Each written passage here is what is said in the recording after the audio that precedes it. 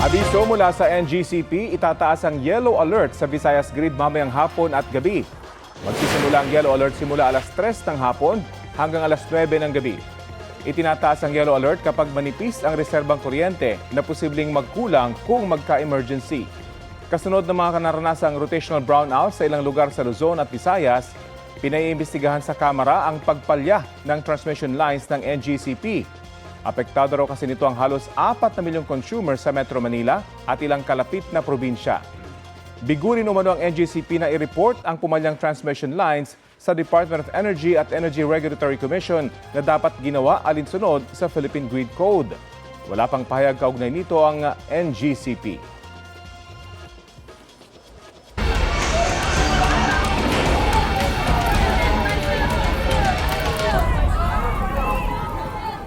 Inamin ni Senador Robin Padilla na kanya ang SUV na umalis sa Senado noong May 14 na madaling araw, oras na sinasabing umalis din si Senador Ronald Bato de la Rosa. Mailap naman sa pagsagot si Padilla nang tanungin kung kasama nga niyang umalis si de la Rosa at kung nagkakausap pa sila. Balitang hatid ni Ian Cruz. Senator Bato is absent. Okay, with 23 senators present, the chair declares presence of a quorum. Isang linggo matapos muling pumasok, absent ulit sa sesyon ng Senado si Senador Ronald Bato de la Rosa. Pero ang sinasabing kasama niyang umalis sa Senado noong madaling araw ng Huwebes na si Senador Robin Padilla, present. Sen, ikaw daw ang huling kasama ni Sen Bato. Kayo daw po nagpasama sa kanya. Tatlong gabi kami magkasama. Totoo bang magkasabay kayong umalis dito? Nung Wednesday ng Thursday na ng madaling mas araw? maganda po siguro kung magbibigay ng info niyan, ma'am. Pag natapos na yung investigasyon. Kasi mas maganda yung official. Batay sa official report sa investigasyon ng mga pangyayari na ibinigay sa GMA News, sumakay si De La Rosa sa isang SUV na minamaneho ni Padilla bandang alas 2:30 ng madaling araw noong Huwebes. Sa mga oras na iyon, nakuna ng GMA News ang puting SUV na ito palabas ng Senado at ang plaka kapareho ng plate number na binabanggit sa official report. Sa panayam ng 24 oras, inamin ni Padilla na kanyang sasakyan. Opo, sasakyan ko po yan. Nakasakay po ba dyan si Senator Bato de la Rosa? Nung nakuna niyan? Antayin na lang po natin, Tita Mel, yung investigasyon. Opo. Pero akin po yan. Sir, kayo, nakasakay ba kayo dyan? Antayin na lang po natin yung... Pati kayo, antayin hindi po pwedeng natin itanong? yung investigasyon po. Tinanong din si Padilla kung alam niya ba kung nasaan ngayon si De La Rosa. Nakausap po ba kayo? Mula nang magkahiwalay kayo sa Senado ng Huwebes? Ay, hindi po. Wala. May sinabi po kasi kayong... Si Hindi, Ma'am sabi niyo talaga, sigurado. Hindi ko po. Siyempre naman, kayo naman ay tatanungin ko ng maayos. Diba? Kasi yan ang gustong malaman ng taong bayan eh. Sir, yan po naman yan, hindi lang ako. Kaya, pasensya na po. Kaya Ako na po yung itatanong sa hihingi inyo. po ng... Opo. Isa si Padilla sa itinuturing ng National Bureau of Investigation na person of interest kaugnay sa pag-alis si De La Rosa sa Senado. Yan po ang dahilan, kaya kailangan po na doon muna po tayo maglahad sa formal na investigasyon. Kasi kung hindi naman po nila sinabi na tayo po ay person of interest, malaya po tayong makakapagkwento sa inyo kung ano ang mga naganap. Kayo yung nangangako, nagsasabi ngayon sa sambayanan na pag nandoon na sa investigasyon, sasabihin nyo na lahat. Ganon, Senator. Ay wala po akong record ng pagsisinungaling. Ako po Opo. ay rumispeto sa batas ng Pilipinas at ako po ay nagpakulong dahil sa paggalang sa batas ng Pilipinas. Bago yan, natanong din si Padilla kaugnay sa kumalat na usap-usapang namataan siya sa NAIA noong Huwebes. Walang sense naman yun. Bakit naman kami magpapakita sa airport pa? Hindi po totoo yung NAIA, hindi totoo yung yate. Paniwala ni Padilla, hindi aalis ng bansa si De La Rosa. Hindi gagawin ni Batri. Bakit, sir? Mahal niya Pilipinas. Totoo po ba, sir, na nasa Davao siya? Ngayon? Naku, hindi ko alam. Wala akong idea. Nakausap niya ba ulit siya, sir? Senator Bato, sa bansa? Nakausap niyo na ulit siya? Sen Bato? Yan ang mahirap sagutin. Sir Sa panayam ni Jessica Soho noong Miyerkules, bago magkaputukan sa Senado, sinabi ni De La Rosa na lumutang siya sa Senado matapos ang 6 na buwang pag-absent dahil tinawagan siya ni Cayetano. Tinawagan ako ng aking mga kasamahan na kailangang andito ako sa Senado para sa butuhan. Tungkol saan daw ho yung botohan? Change of leadership ng Senado. So kung hindi ako magdating, hindi namin makuha yung leadership dahil ako ang pang-13th vote. Pwede mo malaman sino tumawag po sa inyo? Si Senator Alan Cayetano, yung aming majority leader. Pero nagulat daw siya na may naghihintay na sa kanyang mga tauhan ng NBI. Alam niyo ho ba na may mga naghihintay sa inyo? Ay kung alam ko na may nag-aabang, hindi na ako papasok. Pagpasok ko, doon sa pintuan, may sa gilid, may mga nakaupo. 2 babae, saka may mga lalaki. Akala ko mga staff lang yun na senador o kaya mga driver na senador. O. Pagdaan ko, tumayo sila, hinarang ako. Sir, NBI kami. Hinawakan yung braso ko. So nagpumiglas ako. Piglas ko gano'n, takbo na ako. Habulan na kami hanggang nakarating ako sa session hall. Overspeeding. Run for your life. Yung ginawa ko eh. Noong nakaraang linggo, sinabi ng Pangulo na wala siyang utos na arestuhin si De La Rosa. Pero ayon sa Malacanang, maaari yang magbago depende sa magiging pasya ng Korte Suprema. Iginagalang po ng Pangulo at ng administrasyon ang nakabingbing kaso sa Supreme Court. Ngunit, hindi kailangang tumakas palabas ng bansa si Senator Bato de la Rosa. Kapag siya ay nagtangka, ayon na rin sa DOJ, siya ay huhulihin. So kung yun po ang posisyon ng Pangulo last week, pwede po ito magbago depende sa magiging development sa pending na petisyon sa Supreme Court. Opo. Ian Cruz nagbabalita para sa GMA News. Hindi raw kumbinsido ang Malacanang na may tuturing na pag-atake sa Senado nang magkaroon ng putukan doon noong May 13.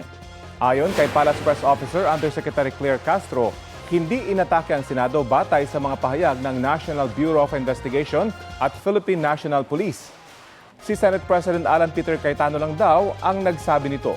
Sabi ni Castro, dismayado si Pangulong Bongbong Marcos sa pagkawala ni Senador Bato de la Rosa mula sa protective custody ng Senado.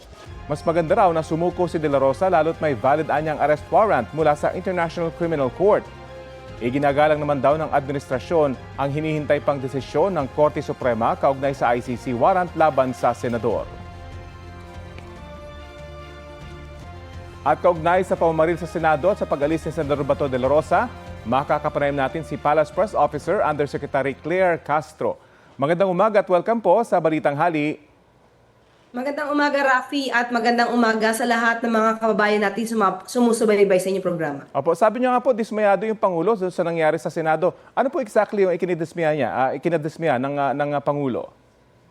Unang-una, of course, ang Senado ay parte ito ng gobyerno.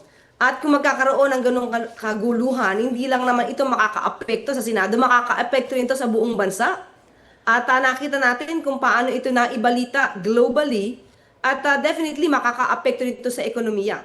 So, hindi naman kinakailangan magkaroon ng ganung kaguluhan kung tama lang ang pagmamanage ng nangyari dito sa Senado. Dahil makikita naman natin, hindi lamang sa ulat ng NBI at ng PNP, kundi na rin pati mga reporters na nagsabi na walang balak pumasok ang NBI agent papunta sa Senado. Maliwanag po yan dahil ang ginagawa lamang po ng NBI agent doon ay humiling ang GSIS General Manager Veloso na mag-secure ng kanilang GSIS premises dahil nga maraming nagkakagulo na dahil nagtawag pa nga itong si Senator Bato ng peaceful rally diyan sa vicinity ng GSIS at ng Senado. So, gusto lamang nila na hindi maging labas-masok ang tao doon sa sinasabi nating entry point na kung papasok ka, ay manggagaling lang talaga sa Senado dahil ang manggagaling mula sa GSIS ay hindi makakapasok doon sa lagusan na sinasabing gustong buksan, di umano, ng NBI agent. So, maliwanag naman na walang balak ang NBI agent na pumasok sa Senado.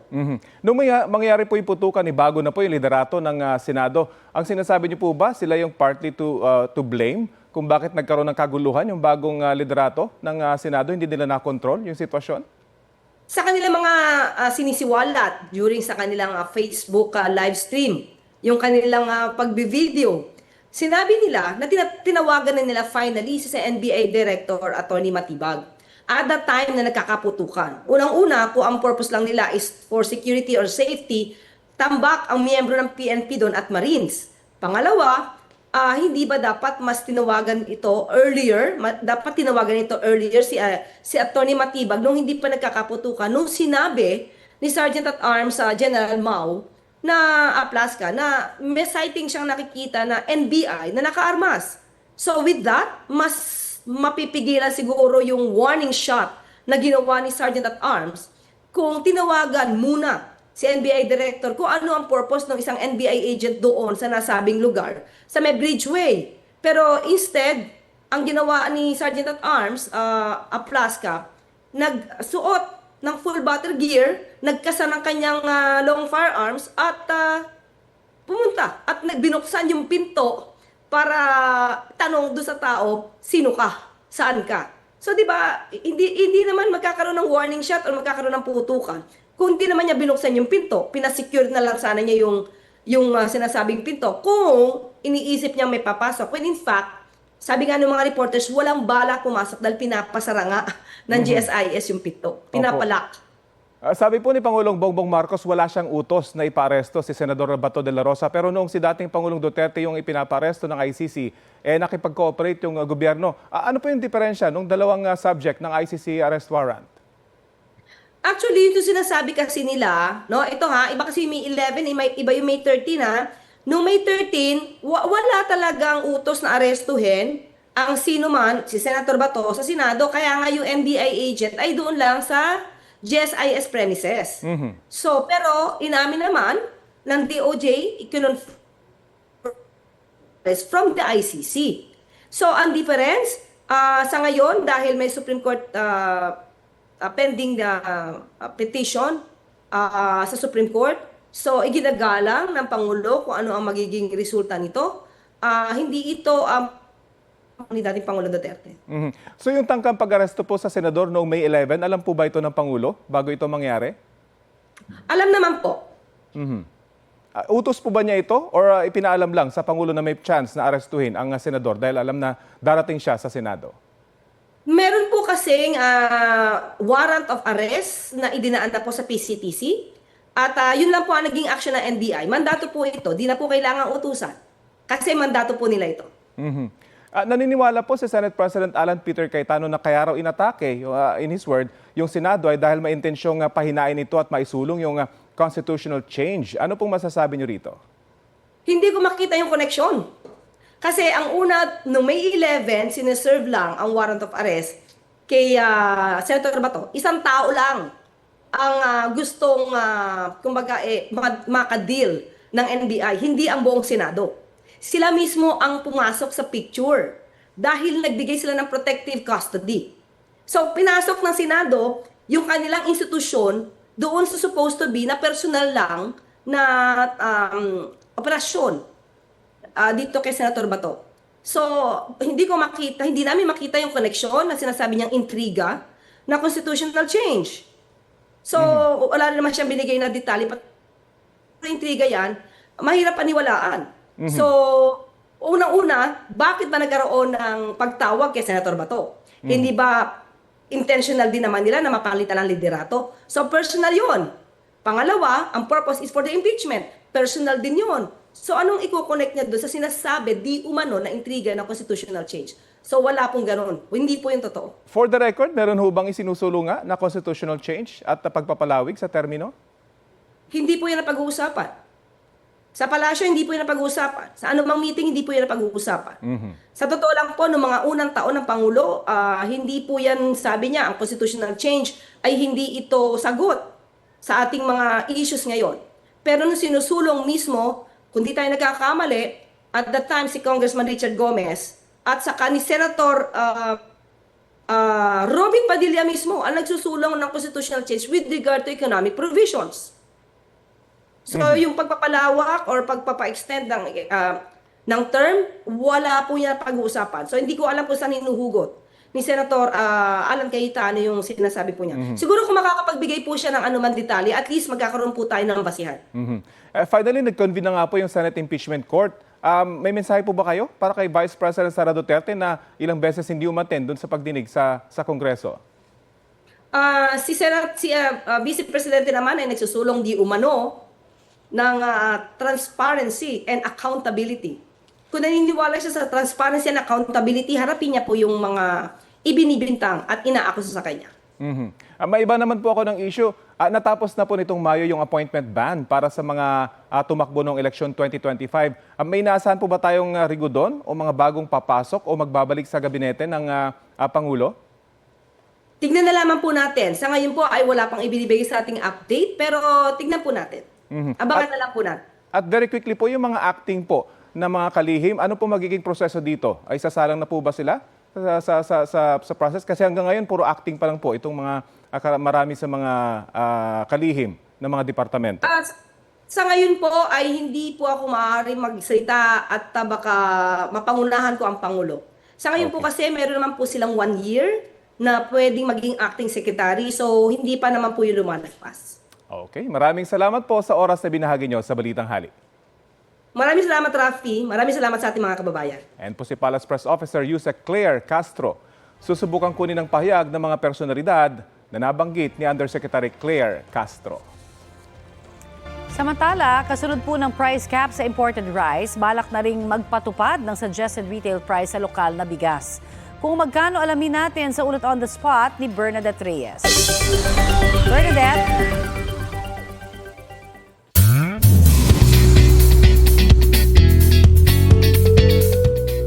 Tuesday latest mga mani at pare, #feeling blessed ang lead star ng GMA Afternoon Prime Series na Kamao na si Anton Vinzon. Chika ni Anton sa inyong kumare sa kanilang media conference, challenging man ang responsibility at pressure sa role niyang si Makisig Makmak Batumbakal. Mas nangingibabaw daw ang pagmamahal niya sa kanyang craft. Extra special nga raw ang project dahil dream come true na makatrabaho niya ang veteran actor at amang si Roy Vinzon. Ano naman kaya ang reaction dyan ni Roy? Mas excited ako dahil hindi ko inaasahan to talaga. Nung sinabi niya kanina, di ba, natupad ng pangarap niya, yung pangarap niya natupad na, sabi ko, surprise ako doon. Present din sa MediaCon kahapon ang iba pang cast members ng serye sa pangunguna ni Naomi Austria, Wendell Ramos, Neil Ryan Sese, Bruce Rowland, Shanti Vedela at Katrina Halili. Makakasama rin sa Kamao sina Andre Paras, Therese Malvar, Matt Lozano, Abdul, Marcy, Hellboy at Myong, at si Ewan Micael bilang Young Makmak. Isa sa highlights ng MediaCon ang reveal sa first solo billboard ni Anton sa labas ng GMA Network Building. Mapapanood na ang Kamao sa susunod na Lunes, May 25 sa GMA Afternoon Prime. Talagang blessing ang binigay po sa akin ng proyekto na to at yun po talaga malaking responsibilidad. Yes, alam ko yun. Pero syempre sa set may halong kaba, may halong pressure, may halong challenge, pero nangingibabaw pa rin yung pagmamahal ko sa ginagawa ko po. Patay ang isang ginang matapos mahulugan ng malaking bato ang kanilang bahay sa Rodriguez, Rizal. Base sa investigasyon, bumagsak ang bato nang gumuho ang lupa kasunod ng pagulan doon linggo ng umaga. Kwento ng kanyang mga kaanak, iniligtas ng babae ang kanyang 2 anak nang magbagsakan ng bato ang kanilang bahay. Dinala siya sa ospital pero idineklarang dead on arrival. Sugutan naman ang 2 niyang anak. Nang aking puntahan ng kanilang tahanan, kita ang butas sa magkabilang pader ng kanilang sala. Nagkapira-piraso rin ang ilan sa mga gamit ng pamilya. Kwento ng asawa ng ginang, nasa trabaho siya noon nang mangyari ang insidente. Nagulat nga po kami sa ganun kalaking bato, bakit gumulong sa dyan na sa bahay pa namin dumaan. Yung nanay lang po talagang nag-sacrifice sa 2 niyang anak. Binuhis niya yung buhay niya. Yung rinig din ni mama na sumisigaw dito, ginilid niya kami 2, tapos babalikan sila ate. Paglabas niya, nagulungan siya ng bato. Sa inisyal na pagsusuri ng barangay, may mga bato pa sa taas ng bundok na posible ring dumausdos. Kaya payo ng mga opisyal ng barangay, mag-evacuate muna ang mga residente habang hindi pa ito nakikita at na-assess ng DENR.